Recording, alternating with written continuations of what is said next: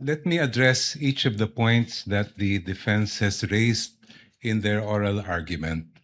Sabi po nila una ay due process daw ang isang paulit-ulit na dinidiin ng defense. But there's no debate that due process applies in this proceeding, just like in any other proceeding. The real issue before this honorable court is, will the subpoenas that we are asking be issued by this court actually deprive the respondent of any form of due process? Ang aming paniwala po ay hindi. And allow me to explain why. First of all, we are not yet at the stage where any evidence is being put in the trial or offered to the honorable court.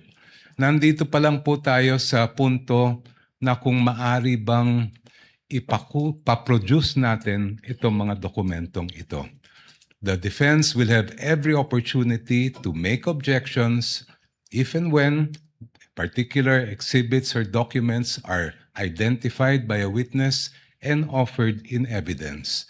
Therefore, wala pong due process violation ang pag-issue ng subpoena. Second, the defense repeatedly cites the case of Duterte versus House of Representatives as, I quote, the law of the land, as I quote, controlling daw yung decision na yan. But I must remind the defense of that particular case and why the pronouncements quoted are mere obiter dicta, o kung sa simpleng salita po ay side comment lang. The entire Duterte versus House of Representatives case revolved around a different mode of impeachment. Kung maalala po natin, yan yung at least one-third na members of the House ang nagsampa ng kaso. And the entire decision discussed how due process should apply to that mode of impeachment.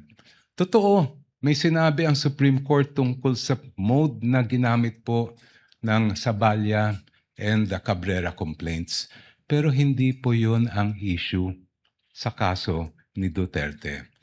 That issue is just a side bypass or incidental declarations of the court that are not controlling and are not the law of the land.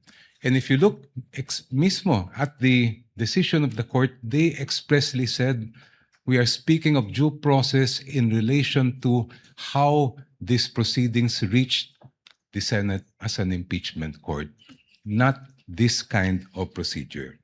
Second, paulit-ulit din po nilang sinasabi na ang ginagawa ng prosecution ay fishing expedition. Actually po, meron ng desisyon ang Supreme Court that addresses squarely this point. This case involved a case of unexplained wealth, the case of Republic versus Rabusa, GR 208183, decided August 31, 2022. Just like here, the prosecution in that case requested subpoenas for the production of bank records. Just like here, the argument was raised that this is a mere fishing expedition. In fact, hanggang sa Court of Appeals, ang sabi po ng Court of Appeals ay fishing expedition lang po yan. But please allow me to read just a portion of what the Supreme Court held here.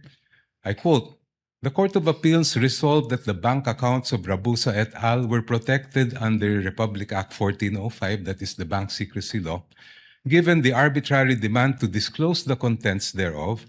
The Court of Appeals considered the inquiry as a fishing expedition to utilize evidence against Rabusa et al. In the instant case, given that the court orders in the form of various subpoena duces tecum and ad testificandum all involve the forfeiture of unexplained wealth, the RTC was in error for not allowing petitioner to examine, inquire, and look into the subject accounts." I continue. "As the present proceedings on unexplained wealth are now encompassed within the exceptions of Republic Act 1405, the court orders subject of this case clearly fall within the orders that would enable the examination of the respondent's bank accounts as contemplated in the first exception.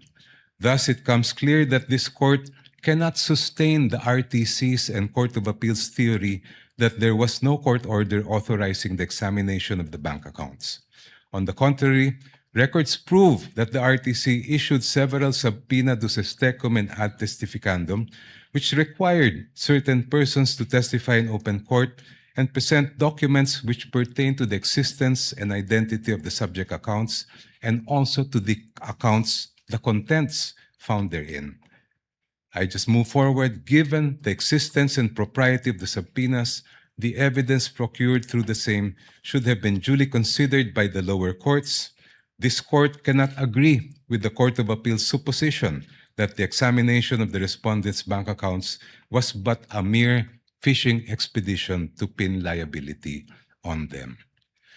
Next, the defense repeatedly cites a number of laws to claim that the requested information and documents that we are asking from this court for the issuance of subpoena are confidential.